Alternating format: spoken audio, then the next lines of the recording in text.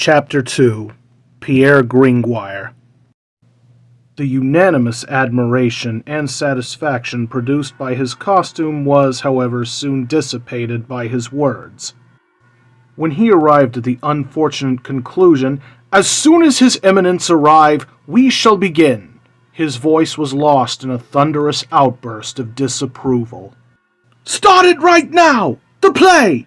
The play! Right now!" shouted the people. Jehan Frollo's voice could be heard piercing the uproar like a fife in a village band. "Start it right now!" he screeched. "Down with Jupiter and Cardinal de Barbone!" vociferated the other students perched in the window. "The play!" repeated the crowd. "Right away! String up the actors and the Cardinal!" Poor Jupiter, terror-stricken, bewildered, and pale under his makeup, dropped his thunderbolt, took off his helmet, made a trembling bow, and stammered, "His Eminence! The ambassadors!" He stopped, unable to think of anything else to say. He was afraid he would be hanged by the people if he waited, and hanged by the Cardinal if he did not. Whichever way he looked, he saw the gallows. Fortunately, someone came forward at this moment to assume responsibility and extricate him from his dilemma. No one had yet noticed a tall, slender young man standing against the pillar between the balustrade and the marble table. He had blonde hair, shining eyes, smiling lips, and, despite his youth, a number of wrinkles in his forehead and cheeks. His black serge garment was old and threadbare. He stepped up to the marble table and motioned to the wretched actor, but the latter was too panic-stricken to notice him. He stepped closer and said, "Jupiter?" The actor did not hear him. The tall young man shouted, almost in his ear, "Michael Gibborne!" "Who is it?" exclaimed Jupiter, starting as if he had been suddenly awakened from a deep sleep. "It's I." "Oh," said Jupiter. "Begin right away. Satisfy the crowd. I'll appease the bailiff, and he'll appease the Cardinal." Jupiter heaved a sigh of relief. "Ladies and gentlemen," he shouted to the crowd, who continued to hoot him, "we are going to begin immediately."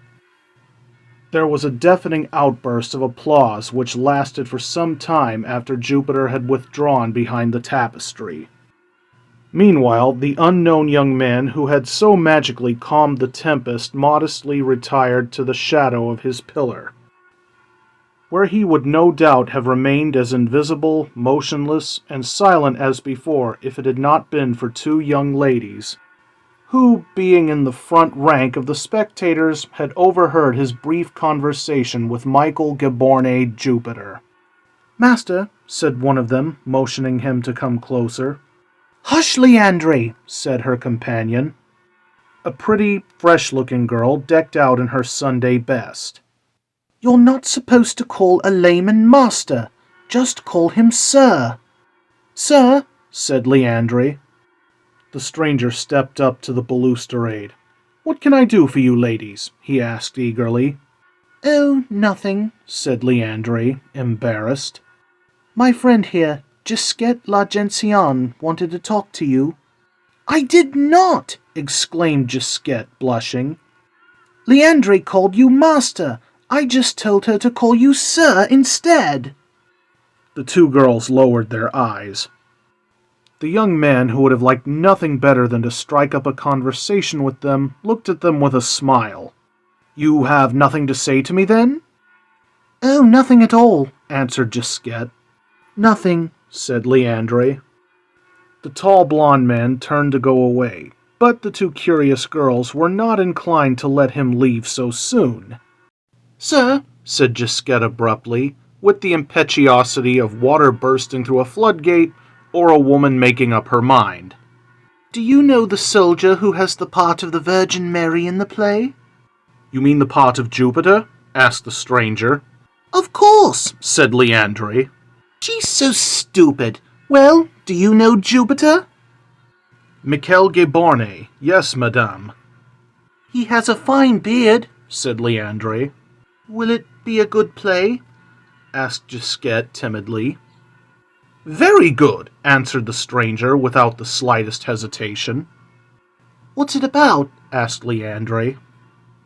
It's called The Wise Decision of Our Lady the Virgin, a morality play, madame. Oh, that's different, said Leandre. There was a short silence. The stranger broke it. This is a brand new morality play. It has never been performed before. Then it is not the same one, said Gisquette. That was given 2 years ago before the reception of the legate, the one with the 3 pretty girls playing the parts of... mermaids? Finished Leandre. And all naked, added the young man. Leandre lowered her eyes modestly. Gisquette looked at her and did likewise. He went on smiling. It was a very pleasant sight, too. But today it's a morality play, written especially for the Princess of Flanders. Are you sure it's a good play? Asked Gisquette. Of course, he answered, then added with a trace of pompousness, Ladies, I am the author of the play. Really? Said the 2 young girls, full of wonder. Really, answered the poet proudly, my name is Pierre Gringoire. The reader has no doubt noticed a certain amount of time has elapsed between the moment when Jupiter withdrew behind the tapestry and the moment when the author of the new morality play suddenly revealed himself to the naive admiration of Gisquette and Leandre. It was remarkable to see how the crowd, who had been so tumultuous a few minutes before, were now waiting quietly and humbly. It was one more proof of that eternal truth which is still being proved every day in our theaters, that the best way to make an audience wait is to announce that the performance is about to begin. This was enough to set things in motion. An orchestra concealed behind the tapestry began to play, and 4 actors in heavy makeup and brightly colored costumes climbed up the steep ladder to the stage, ranged themselves in a line before the audience, and made a deep bow. The music stopped. The play was really about to begin this time.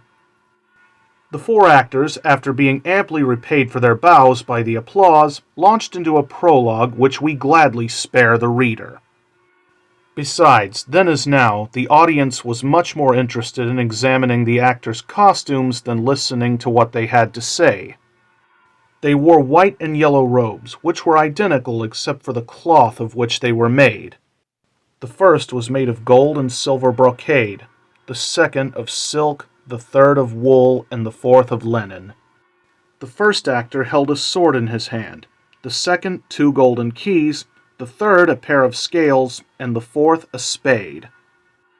Then, in order to aid those whose minds were so lazy as not to grasp the meaning of these symbols, the words, "My name is Nobility," were embroidered on the black letters on the bottom of the brocade robe. "My name is Clergy" on the silk one. "My name is Commerce" on the woolen one, and "My name is Agriculture" on the linen one. The sex of the 2 male characters was made so obvious to any perceptive spectator by their hats and relative shortness of their robes, while the 2 female characters wore hoods and longer robes. And it would have taken an exceedingly obtuse spectator not to gather from the poetry of the prologue that agriculture was married to commerce and clergy to nobility, and that these 2 happy couples possessed in common a magnificent golden dolphin which they intended to present to the most beautiful woman in the world. They were therefore wandering all over the earth in search of beauty. After successively rejecting the Queen of Golconda, the Princess of Trebizond, the daughter of the Khan of Tartary, and many others, they had come to rest on the great marble table of the Palace of Justice to regale the honest audience with a flood of resounding maxims and judgments.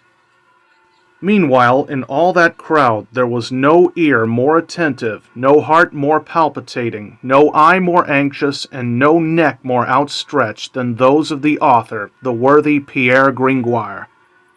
He stepped back behind his pillar from where he watched, listened to, and relished everything going on. The benevolent applause which had welcomed the beginning of his prologue was still ringing in his ears, and he was completely lost in that kind of ecstatic absorption with which an author hears his ideas fall one by one from the mouth of an actor into the silence of a vast auditorium. It is painful to record the fact, but the spell of that first ecstasy was soon broken.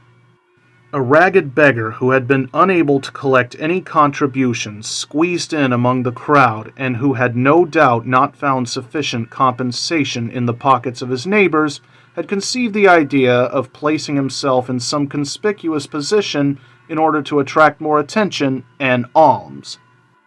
During the first verses of the prologue, therefore, he had climbed up one of the columns supporting the reserved gallery and perched himself on the cornice immediately below the balustrade.